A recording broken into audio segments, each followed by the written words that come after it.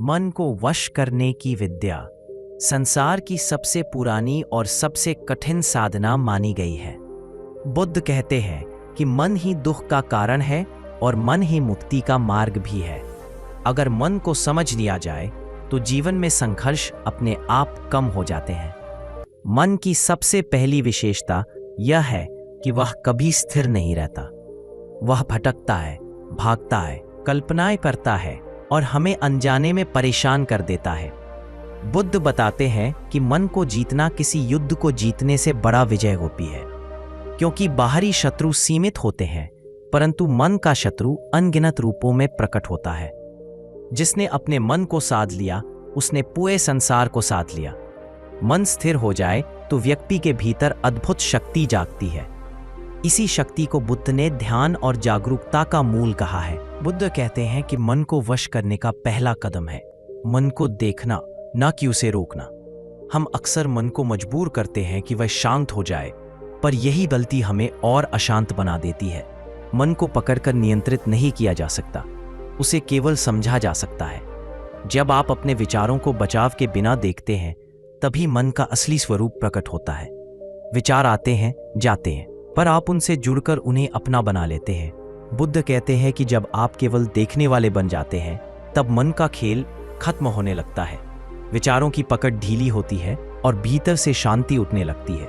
यह देखने की प्रक्रिया धीरे धीरे मन को आपके नियंत्रण में लाती है।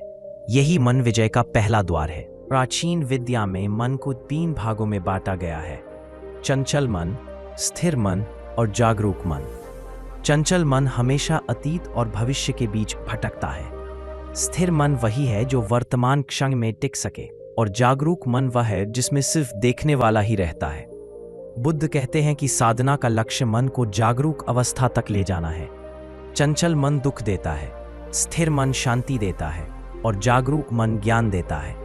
ये यात्रा अचानक नहीं होती बल्कि अभ्यास से ही संभव होती है। जब साधक बार बार वर्तमान क्षण में लौटता है तो मन की गति धीमी होने लगती है, चंचलता कम होने लगती है और भीतर आत्मशक्ति उत्पन्न होती है। यहीं से मन को वश करने की शुरुआत स्पष्ट होती है। बुद्ध ने मन को शांत करने के लिए सबसे महत्वपूर्ण साधना बताई श्वास की जागरूकता। सांस वह पुल है जो शरीर और मन को जोड़ता है। जब सांस तेज है मन भी तेज चलता है, जब सांस धीमी है मन भी शांत होने लगता है। इसलिए बुद्ध ने कहा कि सांस को नियंत्रित मत करो, बस उसे देखो। उसकी गति, उसकी गर्मी, उसका उठना गिरना सबको महसूस करो। जब आप कुछ मिनट केवल श्वास देखते हैं तो विचार अपने आप धीमे हो जाते हैं। यह मन को वश करने का सरल लेकिन शक्तिशाली साधन है। यही प्राचीन विद्या का मूल अभ्यास है। साधक रोज सिर्फ 5 मिनट से भी शुरू कर सकता है और धीरे धीरे गहराई को महसूस कर सकता है। मन को वश करने की दूसरी प्राचीन विधि है अनित्यता का चिंतन। बुद्ध बार बार कहते हैं कि जिन चीजों को हम स्थायी समझ लेते हैं वही हमें सबसे अधिक बांधती हैं। विचार भी अनित्य है, भावनाएं भी अनित्य है और मन की तरंगें भी अनित्य है। जब साधक समझता है कि कोई भी विचार स्थायी नहीं, तब उसका डर खत्म होने लगता है। क्रोध आता है पर टिकता नहीं, दुख आता है पर मिट जाता है, चिंता उठती है पर कुछ ही देर में समाप्त हो जाती है। यह समझ मन को हल्का बनाती है और पकड़ ढीली करती है। प्राचीन विद्या में कहा गया है कि जो अनित्यता को जान लेता है वह मन से मुक्त हो जाता है। बुद्ध कहते हैं सब कुछ बदल रहा है, बस तुम देखते रहो। मन को वश करने की तीसरी प्राचीन विधि है विचारों का निरीक्षण, न कि उनका दमन। जब मन में कोई विचार उठता है तो साधारण व्यक्ति तुरंत उससे जुड़ जाता है, लेकिन साधक केवल देखता है। यह विचार आया, थोड़ी देर रुका और फिर चला गया। ये देखने की प्रक्रिया ही मन की पकड़ को कमजोर करती है। विचार केवल बादल है, आप आसमान है, यह समझ आते ही मन हल्का होने लगता है। बुद्ध कहते हैं कि निरीक्षण करो, प्रतिक्रिया मत दो। जब आप प्रतिक्रिया देना छोड़ते हैं तो मन स्वयं शांत हो जाता है। निरीक्षण आपको भीतर से स्वतंत्र करता है और यही मन विजय का मूल है। धीरे धीरे विचारों की शक्ति घटने लगती है और आपका आंतरिक संतुलन बढ़ता है। मन को वश करने की प्राचीन विद्या कहती है कि मन उन चीजों पर चलता है जिन्हें हम ऊर्जा देते हैं। जिस विचार को आप महत्व देते हैं वह बड़ा हो जाता है, जिस डर को आप खिलाते हैं वह बढ़ता जाता है। इसलिए बुद्ध कहते हैं कि अनचाहे विचारों को हटाने का तरीका उन्हें अनदेखा करना है, लड़ना नहीं। जब आप ध्यान हटाते हैं या फिर अनचाहे विचारों को हटाते हैं तो विचार स्वतः कमजोर पड़ जाते हैं। यह वैसा ही है जैसे कोई आग ईंधन के बिना बुझ जाती है। मन आपकी प्रतिक्रिया चाहता है, जब प्रतिक्रिया नहीं मिलती तो उसकी शक्ति टूटने लगती है। यह तरीका धीरे धीरे मन को आपके नियंत्रण में लाता है। साधक को बस इतना करना है, ध्यान को वहीं दो जहां शांति है। बुद्ध ने एक और महत्वपूर्ण तकनीक बताई, वर्तमान क्षण की जागरूकता। प्राचीन विद्या कहती है कि मन अतीत की यादों और भविष्य की कल्पनाओं से ही कमजोर होता है, लेकिन जब आप वर्तमान में टिकते हैं तो मन अपनी ऊर्जा खो बैठता है। वर्तमान क्षण में ना कोई चिंता है, ना कोई भय, ना ही कोई संघर्ष। यह क्षण शुद्ध है, शांत है, पूर्ण है। साधक जब भी उलझन महसूस करे, बस एक पल रुककर अपने आसपास को देखे। हवा की आवाज, शरीर की हलचल, जमीन का स्पर्श, ये छोटे छोटे कदम मन को वर्तमान में लाते हैं। वर्तमान की यह जागरूकता ही मन को वश करने का महान रहस्य है। यही बुद्ध की मूल शिक्षा थी, अभी में जियो, अभी में रहो। प्राचीन विधियों में एक गहरी साधना है, भावनाओं को स्वीकारना। हम अक्सर अपनी भावनाओं से भागते हैं, क्रोध से, दुख से, भय से, लेकिन जितना हम भागते हैं वे उतना हमारा पीछा करती हैं। बुद्ध कहते हैं कि भावनाएं दुश्मन नहीं, केवल संदेशवाहक हैं। जब आप क्रोध को देखते हैं, उसे स्वीकारते हैं, तो वह आपको भीतर का सच बताता है। जब दुख को गले लगाते हैं तो वह आपको मजबूत बनाता है। प्राचीन विद्या कहती है कि भावना को दबाने से वह और शक्तिशाली हो जाती है, लेकिन उसे स्वीकार लेने से वह घुल जाती है। यही स्वीकार्यता मन को हल्का बनाती है और भीतर गहन शांति लाती है।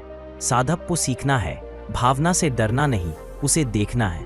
बुद्ध के अनुसार मन को वश करने का अगला कदम है अपने विचारों के मूल कारण को समझना। हर विचार का एक स्रोत होता है, किसी स्मृति से, किसी डर से, किसी इच्छा से। प्राचीन विद्या कहती है कि जब तक आप केवल विचारों से लड़ते रहेंगे तब तक मन शांत नहीं होगा, लेकिन जब आप उस जड़ को समझ लेते हैं जहां से विचार उठते हैं तो उनका प्रभाव खत्म होने लगता है। उदाहरण के लिए, यदि आपको किसी के प्रति क्रोध आता है तो क्रोध व्यक्ति से ज्यादा आपकी अपेक्षाओं से जन्म लेता है। यदि आपको चिंता सताती है तो उसका कारण भविष्य को नियंत्रित करने की इच्छा होती है। जड़ को पकड़ लेना ही मन विजय की शुरुआत है। बुद्ध कहते हैं, कारण को समझो, परिणाम स्वयं बदल जाएगा। बुद्ध कहते हैं कि मन को वश करने के लिए सबसे पहले मन को समझना आवश्यक है। मन कभी भी एक सी अवस्था में नहीं रहता, वह निरंतर बदलता है। कभी शांत, कभी उत्तेजित, कभी उत्साहित, कभी दुखी। उसकी यह बदलती प्रकृति ही मनुष्य को भ्रमित कर देती है। यदि आप मन की परिवर्तनशीलता को देख लें तो आपके भीतर जड़ता टूटने लगती है। प्राचीन विद्या कहती है कि मन पानी की तरह है, उसे जिस पात्र में डालो वही रूप ले लेता है। इसलिए वातावरण, विचार, संगति और धारणा सभी मन को प्रभावित करती है। जब साधक यह समझ लेता है कि मन स्थायी नहीं है, तभी उसके वश में लाना संभव होता है। यही शुरुआत है मन विज्ञान की। बुद्ध ने मन को शांत करने के लिए एक महान सिद्धांत बताया, समत्व, यानी हर परिस्थिति में समान बने रहना। यह अवस्था बाहर से नहीं आती, बल्कि भीतर के संतुलन से जन्म लेती है। जब कोई प्रशंसा करता है, मन फूल जाता है। जब कोई आलोचना करता है, मन दुखी हो जाता है। यही असंतुलन मन को उथल पुथल में रखता है। लेकिन जो व्यक्ति दोनों स्थितियों को समान दृष्टि से देख लेता है, उसका मन दृढ़ हो जाता है। प्राचीन विद्या कहती है कि समत्व ही मन की अस्थिरता को समाप्त करता है। साधक को सीखना है न प्रसन्नता में बहना, न दुख में डूबना। यह संतुलन मन को स्थिर करता है और उसके ऊपर आपका नियंत्रण बढ़ाता है। मन को वश करने की अगली प्राचीन विधि है ध्यान में बैठने से पहले मन को तैयार करना। कई लोग सीधे ध्यान में बैठते हैं और फिर शिकायत करते हैं कि मन शांत नहीं होता। लेकिन प्राचीन विद्या कहती है कि मन को धीरे धीरे साधना पड़ता है। पहले कुछ गहरी सांसें लेकर शरीर को आराम देना होता है, फिर आंखें बंद करके विचारों को स्वतः बहने देना होता है। जब मन की गति थोड़ी धीमी पड़ जाए तभी ध्यान की अवस्था आती है। यह तैयारी मन को ध्यान के लिए उपयुक्त बनाती है। बुद्ध कहते हैं कि बिना तैयारी के ध्यान वैसा ही है जैसे बिना खेत जोते बीज बो देना। साधक को अभ्यास के साथ मन को प्रशिक्षण देना आवश्यक है। प्राचीन विधियों में एक गहरी तकनीक है शारीरिक संवेदनाओं का अवलोकन। बुद्ध ने बताया कि मन और शरीर गहराई से जुड़े हुए हैं। जब मन बेचैन होता है, शरीर में तनाव आता है। जब मन शांत होता है, शरीर भी ढीला पड़ जाता है। इसलिए साधक अपने शरीर की संवेदनाओं का निरीक्षण करता है। कभी गर्मी, कभी हलचल, कभी खुजली, कभी कंपी। यह सब मन की प्रतिक्रियाएं हैं। जब आप शरीर को देखने लगते हैं तो मन की गति स्वाभाविक रूप से धीमी हो जाती है। यह तकनीक साधना का एक शक्तिशाली उपकरण है। संवेदनाओं को देखना मन को वर्तमान से जोड़ता है और भीतर की जागरूकता को बढ़ाता है। मन को वश करने की प्राचीन विद्या कहती है कि मन का सबसे गहरा कारण है इच्छा। इच्छा मन को दौड़ाती है, घुमाती है, थकाती है। बुद्ध कहते हैं कि दुख का मूल कारण तृष्णा है। जब मन किसी चीज को पाने की जिद करता है, तब उसके भीतर बेचैनी पैदा होती है। आश्चर्य की बात है कि इच्छा पूरी हो जाने के बाद भी मन शांत नहीं होता, क्योंकि उसे नई इच्छा मिल जाती है। यह अंतहीन चक्र मनुष्य को थका देता है। साधक को सीखना होता है इच्छा को दबाना नहीं, बल्कि उसकी प्रकृति को समझना। जब समझ आती है कि इच्छा अस्थायी है, तब उसकी पकड़ ढीली होने लगती है। यही समझ मन को वश करने का पहला द्वार है। बुद्ध कहते हैं कि मन को वश करने के लिए सबसे महत्वपूर्ण है जागरूकता को निरंतर बनाए रखना। साधक ध्यान में तो जागरूक रहता है, पर जैसे ही ध्यान खत्म होता है, वह पुराने पैटर्न में लौट जाता है। लेकिन प्राचीन विद्या कहती है कि मन तब तक शांत नहीं होगा जब तक जागरूकता जीवन के हर क्षण में न उतरे। चलते समय, खाते समय, बोलते समय, यहाँ तक कि सोचते समय भी। जब आप हर क्रिया में उपस्थित रहते हैं तो मन को भटकने का अवसर ही नहीं मिलता। धीरे धीरे मन स्वाभाविक रूप से स्थिर होने लगता है। यह निरंतर अभ्यास साधक को भीतर से मजबूत और गहरे स्तर पर शांत बनाता है। यही जागरूकता मन विजय का वास्तविक मार्ग है। प्राचीन विद्या के अनुसार मन पर नियंत्रण पाने का एक अद्भुत तरीका है चयनित मौन। मौन केवल आवाज बंद करना नहीं, बल्कि विचारों की गति को धीमा करना है।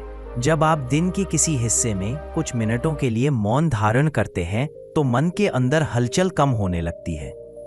बोलने की आवश्यकता घटती है और ऊर्जा भीतर की ओर बहने लगती है। बुद्ध कहते हैं कि मौन मन का भोजन है। जितना गहरा मौन, उतनी गहरी शांति।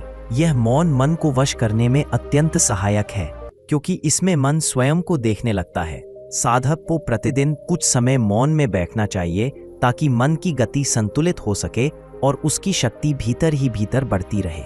बुद्ध ने एक शक्तिशाली तकनीक बताई, करुणा का अभ्यास। जब मन कठोर होता है तो वह बेचैन रहता है, लेकिन जब मन करुणामय होता है तो वह स्वाभाविक रूप से शांत हो जाता है। करुणा मन में गर्मी, नरमी और विस्तार लाती है। प्राचीन विद्या कहती है कि करुणा मन की जड़ों को बदल देती है। जब आप दूसरों को समझने लगते हैं, क्षमा करने लगते हैं, तो भीतर की कठोरता घुलने लगती है। यह घुलना ही मन को हल्का बनाता है। करुणा का अभ्यास मन को नकारात्मकता से मुक्त करता है और भीतर शुद्ध ऊर्जा भरता है। यही कारण है कि बुद्ध ने करुणा को मन शांति की नींव कहा है। साधक जितना करुणामय होगा, मन उतना स्थिर रहेगा। मन को वश करने की अगली प्राचीन विधि है संगति का निरीक्षण। मन वही रंग पकड़ता है जहां वह अधिक समय बिताता है। यदि आप नकारात्मक लोगों, अशांत माहौल या तनावपूर्ण बातों में रहते हैं, तो मन स्वाभाविक रूप से अशांत हो जाएगा। लेकिन यदि आप शांत, सकारात्मक और विवेकशील वातावरण में रहेंगे, तो मन अपना रूप बदल लेगा। बुद्ध कहते हैं कि बुद्धिमान की संगति मन को उठाती है और अज्ञानी की संगति मन को गिराती है। प्राचीन विद्या कहती है कि संगति मन के लिए दर्पण की तरह है, जो देखते हैं वही बनते हैं। साधक को चाहिए कि वह सावधानी से संगति चुने, ताकि मन पर सकारात्मक प्रभाव पड़ता रहे और उसकी दिशा सही बनी रहे। मन को वश करने की एक अत्यंत सरल लेकिन गहरी विधि है धैर्य। मन को तुरंत बदलने की कोशिश ही उसे और उग्र बना देती है, लेकिन प्राचीन विद्या कहती है कि मन धीरे धीरे अभ्यास से, सहजता से बदलता है। यदि आप मन के साथ कठोरता से पेश आएंगे तो वह और विद्रोह करेगा, लेकिन यदि आप उसे धैर्यपूर्वक समझेंगे तो वह स्वयं शांत होने लगेगा। बुद्ध कहते हैं कि धैर्य मन का मूल उपचार है। धैर्य से विचारों की गति धीमी पड़ती है और साधक को समय मिलता है मन की गहराई देखने का। धीरे धीरे मन की उथल पुथल कम होती है और भीतर स्थिरता आती है। धैर्य ही मन को वश करने की सबसे आवश्यक नींव है। बुद्ध कहते हैं कि मन को वश करने का एक गहरा चरण है मन को मन से अलग पहचानना। साधारण व्यक्ति सोचता है कि मैं ही मन हूं, लेकिन साधक समझता है कि मैं मन को देख रहा हूं। यह समझ जैसे ही आती है, मन की शक्ति कमजोर होने लगती है, क्योंकि देखने वाला कभी परेशान नहीं होता, केवल मन परेशान होता है। जब आप विचारों को मेरे विचार कहना छोड़ देते हैं, तो उनसे दूरी बन जाती है। यह दूरी ही मन की पकड़ ढीली करती है। प्राचीन विद्या कहती है कि साक्षी भाव मन को वश करने का सर्वोच्च साधन है। जब साधक साक्षी बनता है, तब मन अपने आप शांत होने लगता है। यही जागृति का पहला संकेत है। मन को वश करने की प्राचीन विधि का अगला हिस्सा है ध्यान का नियमित अभ्यास। ध्यान कोई एक बार का काम नहीं, बल्कि एक रोज का संस्कार है। जैसे शरीर को रोज भोजन चाहिए, वैसे ही मन को रोज शांत होने का अवसर चाहिए। ध्यान से मन की शक्ति पुनः भरती है और उसकी अशांति टूटने लगती है। बुद्ध कहते हैं कि जो व्यक्ति रोज थोड़ा सा भी ध्यान करता है, उसके भीतर स्थिरता गहराती है। यह नियमितता ही साधक को आगे बढ़ाती है। ध्यान समय बढ़ाने की जरूरत नहीं, बल्कि नियमितता बनाए रखने की जरूरत है। प्राचीन विद्या कहती है थोड़ा थोड़ा लेकिन प्रतिदिन। यही मन विजय का आधार है। यह निरंतर अभ्यास मन को आपकी दिशा में चलने के लिए तैयार करता है। मन को नियंत्रित करने की एक शक्तिशाली प्राचीन कला है इंद्रियों का संयम। इंद्रियां ही मन को बाहर की ओर खींचती हैं। आंखें रूप में उलझती हैं, कान आवाजों से प्रभावित होते हैं, जीभ स्वाद में फंसती है और मन इन सभी के पीछे भागता रहता है। जब इंद्रियां उग्र होती हैं, तो मन विचलित हो जाता है। लेकिन जब साधक इंद्रियों की सीमा समझ लेता है, तो उसकी ऊर्जा भीतर की ओर लौटने लगती है। बुद्ध ने इंद्रियों को नियंत्रित करना दमन नहीं, जागरूकता बताया है। संयम का अर्थ है इंद्रियां जो अनुभव कर रही हैं, उस पर नजर रखना। यह संयम मन को स्थिर करता है और भीतर की शांति को बढ़ाता है। यही प्राचीन विद्या की मूल नींव है। बुद्ध कहते हैं कि मन को वश करने की सबसे बड़ी बाधा है अज्ञान। जब व्यक्ति यह नहीं जानता कि मन कैसे काम करता है, तब वह मन द्वारा चलाया जाता है। वह सोचता है कि उसके विचार ही सत्य है, उसकी भावनाएं ही वास्तविक है। लेकिन प्राचीन विद्या कहती है कि मन के खेल को समझना ही जागृति की शुरुआत है। जब साधक मन की प्रकृति, उसकी गति, उसकी धारणाएं, उसकी कमजोरियां को जान लेता है, तो मन पर उसका अधिकार बढ़ जाता है। अज्ञान मन को शक्तिशाली बनाता है, ज्ञान उसे कमजोर करता है। बुद्ध कहते हैं कि मन को समझ लो, फिर मन तुम्हें कभी परेशान नहीं कर पाएगा। यही समझ साधक को स्वतंत्र बनाती है। बुद्ध कहते हैं कि मन को वश करने की सबसे बड़ी बाधा है अज्ञान। जब व्यक्ति यह नहीं जानता कि मन कैसे काम करता है, तब वह मन द्वारा चलाया जाता है। वह सोचता है कि उसके विचार ही सत्य है, उसकी भावनाएं ही वास्तविक है। लेकिन प्राचीन विद्या कहती है कि मन के खेल को समझना ही जागृति की शुरुआत है। जब साधक मन की प्रकृति, उसकी गति, उसकी धारणाएं, उसकी कमजोरियों को जान लेता है, तो मन पर उसका अधिकार बढ़ जाता है। अज्ञान मन को शक्तिशाली बनाता है, ज्ञान उसे कमजोर करता है। बुद्ध कहते हैं कि मन को समझ लो, फिर मन तुम्हें कभी परेशान नहीं कर पाएगा। यही समझ साधक को स्वतंत्र बनाती है। बुद्ध कहते हैं कि मन को वश करना तभी संभव है जब मन पर छाए भ्रमों को हटाया जाए। मन अक्सर कल्पनाओं, धारणाओं और मान्यताओं में उलझा रहता है। व्यक्ति जिस दुनिया को देखता है, वह अक्सर वास्तविकता नहीं बल्कि मन की व्याख्या होती है। प्राचीन विद्या कहती है कि जब तक व्यक्ति भ्रमों में जीता है, मन उस पर हावी रहता है।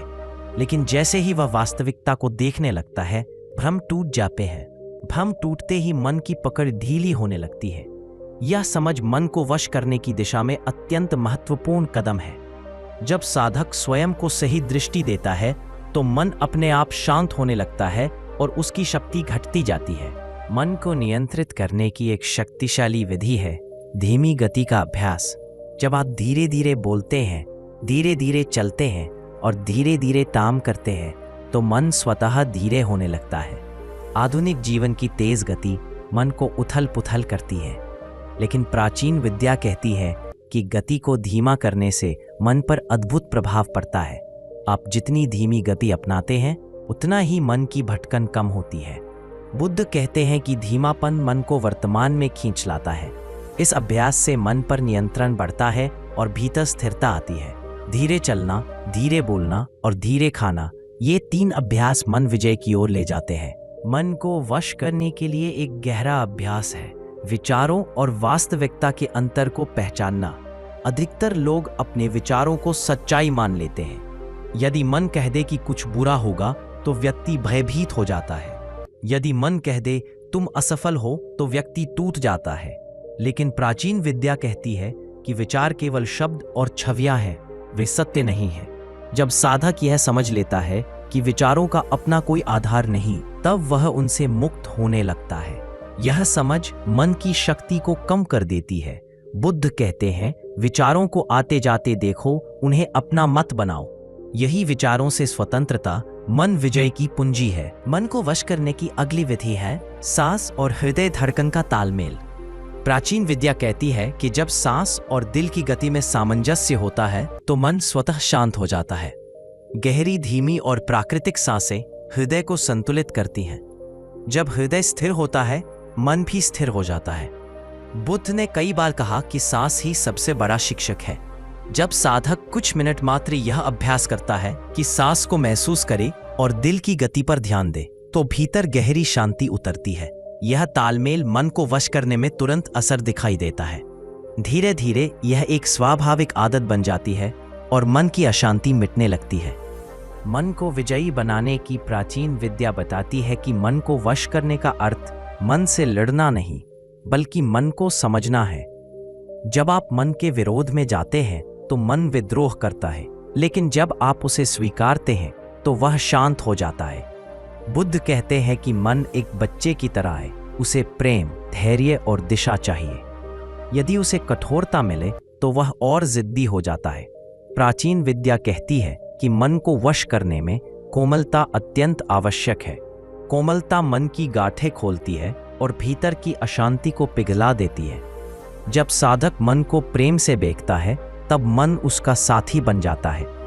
यही मन विजय की असली कला है। मन को वश करने की प्राचीन बुद्ध विद्या का 7वां चरण है अंतर्निग्रह, अर्थात भीतर की शक्ति को पहचानना। जब इंसान अपने भीतर की छिपी ऊर्जा को महसूस करने लगता है तो मन अपनी उथल पुथल को छोड़कर शांत होने लगता है। बुद्ध कहते हैं कि आत्मा के पास अपार शक्ति है, बस उसे जागृत करने की जरूरत है। अंदर की ऊर्जा तब सक्रिय होती है जब मन बाहरी दुनिया से हटकर अपने भीतर झांकता है। हर दिन कुछ मिनट मौन रहने से यह प्रक्रिया तेज हो जाती है। यह मौन साधारण चुप्पी नहीं, बल्कि भीतर की सुनवाई है। इस अवस्था में मन धीरे धीरे सरल हो जाता है। नकारात्मक विचार अपनी पकड़ छोड़ने लगते हैं। बुद्ध के अनुसार जो व्यक्ति भीतर सुन सकता है, वही बाहर के तूफानों को रोक सकता है। बुद्ध की यह विद्या कहती है कि मन को वश करने के लिए सबसे पहले भावानुवाद यानी भावों का निरीक्षण जरूरी है। हम अक्सर अपने भावों का प्रतिकार करते हैं, उन्हें दबाते हैं या उनके साथ बह जाते हैं। इससे मन चंचल होता है और दुख पड़ता है। पर जब भावों को सिर्फ देखा जाता है, बिना प्रतिक्रिया दिए, तो मन सहज होने लगता है। बुद्ध कहते हैं कि विचारों से लड़ना मन को दुगुना अशांत करता है, लेकिन विचारों को देखना, सुनना और गुजर जाने देना, यह मन को स्वतंत्र बनाता है। हर बार जब कोई नकारात्मक विचार उठे, बस उसे बिना जजमेंट के देखिए। कुछ ही दिनों में उसके प्रभाव में कमी आने लगती है। यही बुद्ध का वैज्ञानिक तरीका है, स्वीकारोक्ति से शांति तक का मार्ग। मन को नियंत्रित करने का अगला कदम है श्वास स्मृति, अर्थात सांस को याद रखते हुए जीना। सांस सबसे सरल और सबसे शक्तिशाली साधन है मन को वश करने का। बुद्ध कहते हैं कि सांस मन और जीवन के बीच पुल है। जब सांस तेज होती है, मन भी अशांत होता है। जब सांस धीमी और गहरी होती है, मन स्वतः शांत हो जाता है। इसलिए बुद्ध हमेशा कहते थे कि जिस क्षण मन टूट रहा हो, बस सांस को देखो। सांस को देखने की यह विधि एकाग्रता को बढ़ाती है और तनाव को मिटाती है। जब हम सांस पर ध्यान लगाते हैं तो विचार स्वतः शांत होने लगते हैं। यह अभ्यास संभवतः मन नियंत्रण की सबसे प्रभावी तकनीक है। बुद्ध के अनुसार मन को वश करने के लिए कार्य चेतना यानी हर कार्य को जागरूक होकर करना भी अत्यंत आवश्यक है। हम अपना 90% जीवन ऑटो पायलट पर जीते हैं। चलना, खाना, बोलना, काम करना, सब बिना ध्यान के। इससे मन भटकता रहता है और बेचैनी फैलती है। पर जब आप छोटी छोटी गतिविधियों में भी जागरूकता लाते हैं, मन आपकी पकड़ में आने लगता है। यह साधना दुनिया के बीच रहते हुए की जाती है। किसी जंगल या मठ की आवश्यकता नहीं। खाने में स्वाद को महसूस करना, चलते समय कदमों को देखना, बोलते समय शब्दों को समझना, ये छोटी जागरूकताएं मन की बड़ी उथल पुथल को शांत कर देती हैं। यही वर्तमान में जीने की सच्ची कला है। बुद्ध की इस विधि में वाणी अनुशासन भी अत्यंत महत्वपूर्ण है, क्योंकि शब्द मन की ऊर्जा को तय करते हैं। फालतू, कठोर या नकारात्मक बोल मन को विक्षुब्ध करते हैं। बुद्ध कहते हैं कि शब्दों को सावधानी से चुनना मन को केंद्रित करता है। जब हम कम बोलते हैं लेकिन सचेत होकर बोलते हैं, तो विचारों की गति धीमी होने लगती है। मन में अनावश्यक चर्चा कम हो जाती है। यह शांति की ओर एक बड़ा कदम है। बुद्ध सुझाते हैं कि बोलने से पहले 3 प्रश्न पूछो। क्या यह सत्य है? क्या यह आवश्यक है? क्या यह शांतिपूर्ण है? यह साधारण लगने वाली तकनीक मन को अनुशासित करने का गहरा रहस्य है। बुद्ध ने मन को वश करने के लिए एक और अद्भुत तकनीक बताई, चेतन विराम। इसका अर्थ है कि दिन में 5 से 6 बार 30 सेकंड के लिए रुककर खुद को देखना। यह छोटा अभ्यास मन की बड़ी उथल पुथल को तुरंत शांत कर देता है। अचानक रुककर अपनी सांस को महसूस करना, शरीर की स्थिति देखना और विचारों की दिशा को जानना, यह मन को नियंत्रण में रखता है। बुद्ध कहते हैं कि विराम मन को रीसेट कर देता है। यह ऐसा है जैसे कंप्यूटर गर्म होने पर रिफ्रेश करना। यह साधना मानसिक थकान को घटाती है, क्रोध को कम करती है और जागरूकता को बढ़ाती है। आधुनिक मनोविज्ञान भी इसे माइक्रो मेडिटेशन के नाम से स्वीकार करता है। मन को वश करने में संगति चयन एक आधारभूत सिद्धांत है। बुद्ध स्पष्ट कहते हैं कि मन उन्हीं जैसा बनता है जिनके साथ वह अधिक समय बिताता है। अगर संगति शांत है तो मन स्थिर होता है। बुद्ध ने कई बार कहा, सच्चा साधक वह है जो संगति को पहचानता है। आज के समय में संगति सिर्फ व्यक्ति नहीं है, मोबाइल, सोशल मीडिया, वीडियो और समाचार भी संगति है। इसलिए बुद्ध की यह विधि कहती है कि मन को नियंत्रित करना है तो इन सब का चयन बुद्धि से करो। सही संगति मन को प्रकाश देती है, गलत संगति मन को अंधकार में ढकेल देती है। बुद्ध की मनवश साधना का 8वां चरण है संकल्प शक्ति को जागृत करना। मन को वश करना केवल ध्यान का विषय नहीं, बल्कि संकल्प की निरंतरता पर भी निर्भर है। बुद्ध कहते हैं कि जब संकल्प स्पष्ट होता है तो मन उसकी दिशा में स्वतः चलने लगता है। संकल्प वही चुने जो आत्मा को हल्का करे, न कि भारी। प्रतिदिन सुबह अपने उद्देश्य को याद करना संकल्प को मजबूत करता है। यह वह शक्ति है जो मन को भटकने नहीं देती। संकल्प जितना सरल होगा, मन उतना स्थिर रहेगा। इसलिए बुद्ध कहते हैं, स्पष्ट संकल्प, साफ मार्ग और शांत मन तीनों एक दूसरे को मजबूत करते हैं। मन को वश करने के इस चरण में त्रिकाल अवलोकन बेहद महत्वपूर्ण है। त्रिकाल यानी अतीत, वर्तमान और भविष्य। बुद्ध कहते हैं कि मन की सबसे बड़ी कमजोरी है अतीत में जीना और भविष्य से डरना। इसलिए मन को नियंत्रित करना चाहते हो तो अतीत को देखने की कला और भविष्य को समझने की बुद्धि जरूरी है। अतीत को देखते समय उसे जज न करें, बस देखें और जाने दें। भविष्य को देखते समय डरे नहीं, बस योजनाएं स्पष्ट करें और वर्तमान में जीते समय पूरा मन वहीं टिकाए। यह त्रिकाल अवलोकन मन की जड़ें मजबूत करता है और उसकी दिशा स्थिर करता है। बुद्ध कहते हैं कि मन को वश करना तभी संभव है जब भाव शुद्धि हो। भाव शुद्धि का अर्थ है मन के भीतर उठने वाली गंदगी को साफ करना। जैसे शरीर रोज स्नान मांगता है, वैसे ही मन को भी प्रतिदिन शुद्धि चाहिए। ईर्ष्या, क्रोध, जलन, संदेह ये मन की धूल है। ध्यान की अग्नि और सद्भाव की रोशनी इन्हें धीरे धीरे जला देती है। बुद्ध कहते थे, दूसरों को दोष देने वाला मन कभी शांत नहीं होता, लेकिन जो मन अपनी गंदगी को पहचान लेता है वह पवित्र होने लगता है। भाव शुद्धि मन को हल्का करती है और उसकी गति को नियंत्रित करती है। मन को वश करने की बुद्ध विधि में ध्यान मुद्रा की भूमिका भी अत्यंत गहरी है। ध्यान मुद्रा केवल शरीर की स्थिति नहीं, बल्कि मन की स्थिति भी है। जब शरीर स्थिर बैठता है, मन भी उसी स्थिरता को अपनाने लगता है। मुद्रा शरीर और मन दोनों को एक विशेष ऊर्जा में बांध देती है। बुद्ध कहते हैं, सीधी रीढ़, ढीले कंधे, सहज सांस और शांत आंखें, यह मुद्रा मन को तुरंत केंद्रित करती है। इस मुद्रा में बैठते ही मन की दिशा भीतर की ओर मुड़ती है। केवल 10 मिनट प्रतिदिन यह मुद्रा मन को दिन भर स्थिर रखती है। प्रतीक्षा साधना भी मन को वश करने का प्राचीन तरीका है जिसे बुद्ध ने गहराई से समझाया। प्रतीक्षा का अर्थ है परिणामों को जल्दी पाने की बेचैनी छोड़ देना। मन अधीर होता है, इसलिए वह स्थिर नहीं रह पाता। लेकिन जब हम प्रतीक्षा की कला सीख जाते हैं तो मन धीरे धीरे शांत होने लगता है। जीवन में हर चीज का समय निश्चित है। बुद्ध कहते हैं यह समझ मन को आधा शांत कर देती है। प्रतीक्षा साधना मन को धैर्य का उपहार देती है। धैर्य वाला मन ही मजबूत मन होता है और मजबूत मन वश में आता है, कमजोर मन नहीं। बुद्ध की इस विधि में शारीरिक अनुशासन भी अत्यंत महत्वपूर्ण है, क्योंकि मन और शरीर दोनों जुड़े हुए हैं। जब शरीर थका होता है, मन भी थक जाता है। जब शरीर बेचैन होता है, मन भी भागता है। इसलिए बुद्ध कहते हैं यदि मन को नियंत्रित करना है तो शरीर को भी अनुशासित रखना होगा। समय पर भोजन, पर्याप्त नींद, संयमित जीवन ये शरीर को संतुलित रखते हैं। संतुलित शरीर शांत मन को जन्म देता है। मन वश तभी आता है जब शरीर साधना का साथ दे। अगली विधि है करुणा ध्यान। बुद्ध कहते हैं कि करुणा मन को नरम बनाती है और नरम मन नियंत्रण में आसानी से आता है। क्रोध, अहंकार और कठोरता मन को कठोर बना देते हैं। लेकिन जैसे ही मन में करुणा प्रवाहित होती है, उसकी उग्रता खत्म होने लगती है। करुणा ध्यान का अभ्यास केवल इतना है, सांस के साथ ये भावना भेजना कि सब सुखी हो। ये सरल दिखने वाली तकनीक मन की गहराई में प्रकाश भर देती है। करुणा मन की गांठें खोल देती है और उसे हल्का बना देती है। हल्का मन ही वश में रहता है। बुद्ध बताते हैं कि मन को वश करने का सबसे सुंदर अभ्यास है अनित्य का स्मरण। अनित्य का अर्थ है सब बदल रहा है, कुछ स्थायी नहीं। जब मन किसी चीज को स्थायी समझ लेता है तो वो इससे चिपक जाता है और चिपकना ही दुख का कारण है। लेकिन जब मन समझ जाता है कि सब क्षणिक है तो उसका पकड़ना ढीला होने लगता है।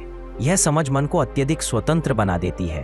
अनित्य का स्मरण मन को आसक्ति से मुक्त करता है और मुक्त मन ही शांत मन होता है। बुद्ध की मनवश साधना का 9वां चरण है साक्षी भाव को विकसित करना। साक्षी भाव का अर्थ है अपने मन, विचार, भाव और प्रतिक्रियाओं को ऐसे देखना जैसे कोई दूसरा देख रहा हो। जब व्यक्ति साक्षी बन जाता है तो मन की शक्ति आदी हो जाती है। मन तभी हावी होता है जब हम उससे जुड़ जाते हैं। लेकिन जब हम सिर्फ देखना शुरू करते हैं बिना प्रतिक्रिया दिए तो मन का प्रभाव कम होने लगता है। बुद्ध कहते हैं कि साक्षी भाव मन को स्वतंत्रता देता है। यह वह स्थिति है जहां व्यक्ति मन का मालिक बनता है, मन उसका मालिक नहीं रहता। बुद्ध की इस विधि में विचार विलयन भी शामिल है। विचार विलयन का मतलब है कि विचारों को हटाना नहीं बल्कि उन्हें घुलने देना। जब कोई विचार उठता है तो उसे पकड़े नहीं और न ही उसे भगाएं। उसे ऐसे बहने दें जैसे बादल आकर गुजर जाते हैं। बुद्ध कहते हैं कि विचारों का स्वभाव ही अस्थायी है, वो टिकने के लिए नहीं आते।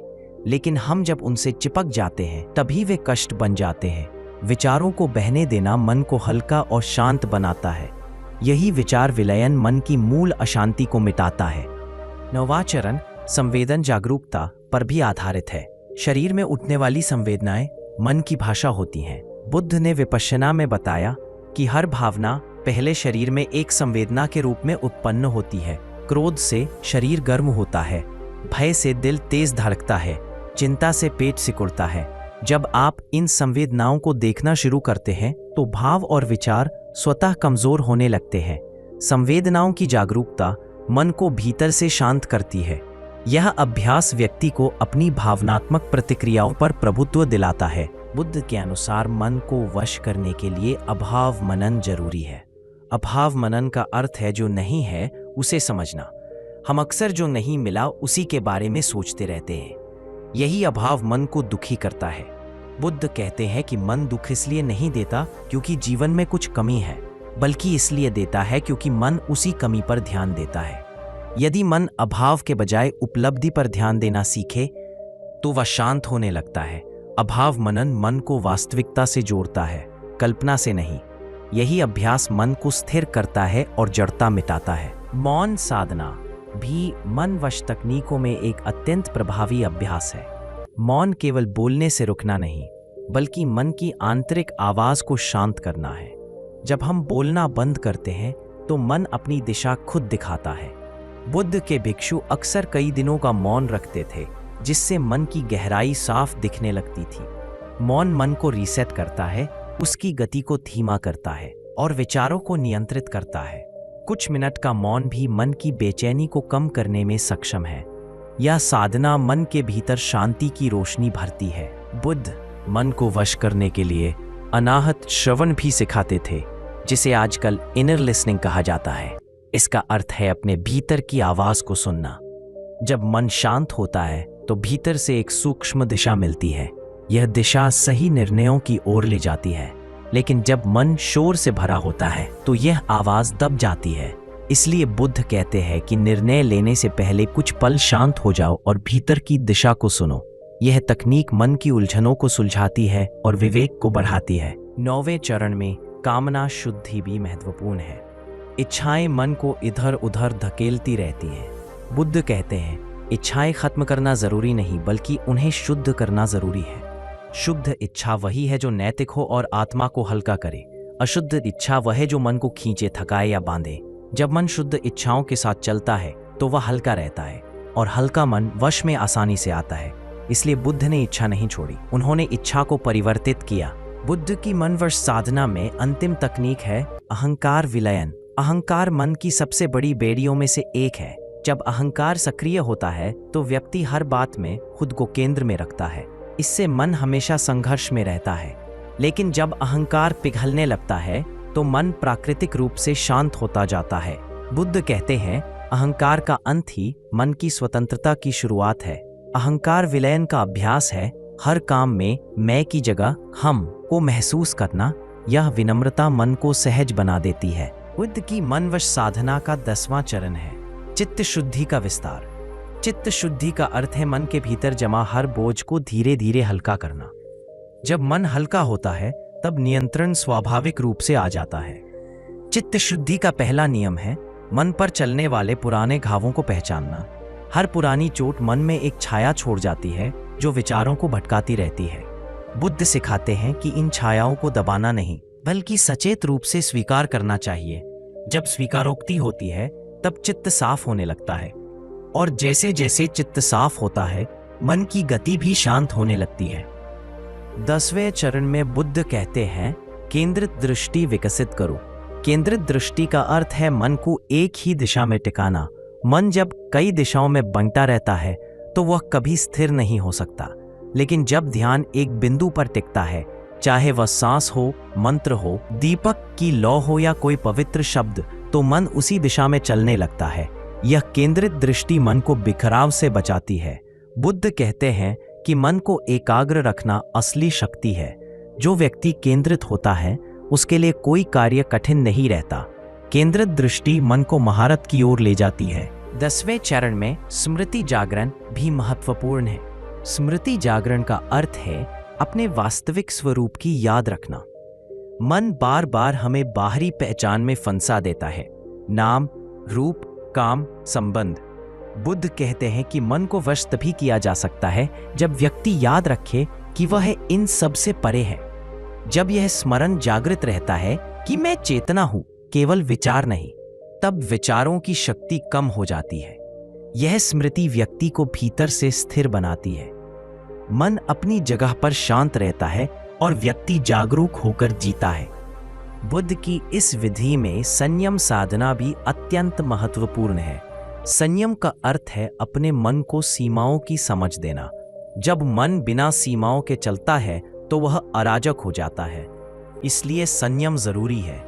बोलने में संयम, भोजन में संयम, भावों में संयम, व्यवहार में संयम। यह संयम मन को धीरे धीरे शांत करता है। बुद्ध कहते हैं, संयम कोई बंधन नहीं, बल्कि मन को सुरक्षित रखने की ढाल है।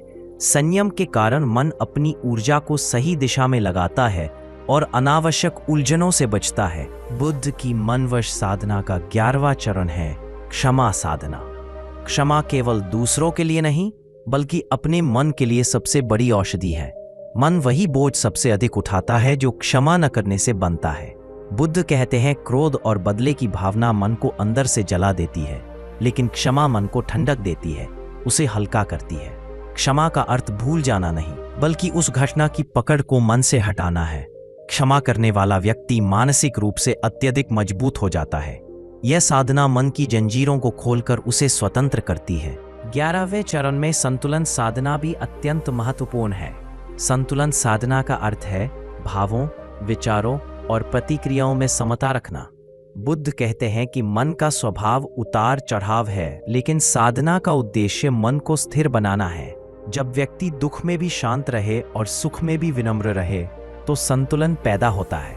यह संतुलन मन की उथल पुथल को नियंत्रित करता है। संतुलित मन निर्णयों में स्पष्टता रखता है और परिस्थितियों से प्रभावित नहीं होता।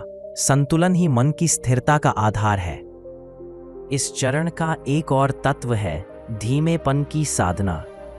आधुनिक जीवन में मन लगातार तेज चलता है। तेज सोच, तेज प्रतिक्रियाएं, तेज भाव, ये सब मन को थका देते हैं। बुद्ध कहते हैं कि मन को नियंत्रित करना हो तो जीवन की गति धीमी करनी होगी। धीरे बोलना, धीरे चलना, धीरे खाना, धीरे सोचना, ये सब मन की गति को कम करते हैं। जब गति कम होती है तो मन की स्पष्टता बढ़ती है। यही धीमापन मन को शांति का आभास कराता है।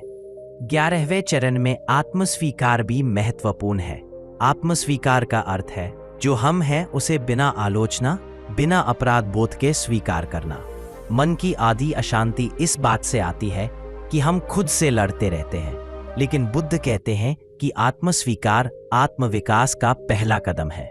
जब आप खुद को स्वीकार करते हैं तब मन भीतर से नरम होता है। नरम मन आसानी से नियंत्रित होता है। आत्मस्वीकार मन पर विश्वास पैदा करता है। सद्भाव निर्माण भी इस चरण का एक मुख्य अभ्यास है। सद्भाव का अर्थ है अपने भीतर और बाहर दोनों जगह शांति का वातावरण बनाना। बुद्ध कहते हैं यदि आसपास संघर्ष होगा तो मन भी संघर्ष करेगा, लेकिन यदि आसपास शांति होगी तो मन भी शांत रहेगा। घर का वातावरण, बोलचाल, रिश्ते, ये सब मन को प्रभावित करते हैं। इसलिए सद्भाव मन को अत्यधिक स्थिर बनाता है। सद्भाव का निर्माण मन की चंचलता को कम करता है और स्थिरता को बढ़ाता है। 11वें चरण में वास्तविकता दर्शन भी बेहद महत्वपूर्ण है। इसका अर्थ है जीवन को जैसा है वैसे देखना, न कि जैसा हम चाहते हैं। मन अक्सर कल्पनाओं में जीता है और वास्तविकता से दूर भागता है। इससे मन परेशान होता है। बुद्ध कहते हैं कि जो व्यक्ति वास्तविकता को स्वीकार लेता है उसके मन में संघर्ष नहीं रह जाता। वास्तविकता दर्शन मन को स्थिर, स्पष्ट और शांत करता है। यह दृष्टि मन की उलझनें तोड़ देती है। बुद्ध कहते हैं कि मन को वश करने के लिए मध्यम मार्ग का पालन आवश्यक है। मध्यम मार्ग का अर्थ है अति से बचना, न अधिक कठोर, न अधिक ढीला, न अत्यधिक इच्छा, न अत्यधिक त्याग। यह मार्ग मन को संतुलित रखता है। अति मन को नियंत्रण से बाहर कर देती है, लेकिन मध्यम मार्ग मन को शांत और स्थिर बनाता है। बुद्ध की पूरी शिक्षाएं इसी मध्यम मार्ग पर आधारित हैं। यह मार्ग मन को सहजता से वश करता है। 11वें चरण का अंतिम भाग है धैर्य साधना। मन जल्दी परिणाम चाहता है, इसलिए वह बेचैन होता है। बुद्ध कहते हैं धैर्य मन का सबसे बड़ा रक्षक है। जो व्यक्ति धैर्यवान होता है उसका मन टूटता नहीं। धैर्य मन को लंबे समय तक स्थिर रखता है। यह साधना हर साधक के लिए आवश्यक है। धैर्य मन की दृढ़ता को बढ़ाता है और उसकी कमजोरी को कम करता है।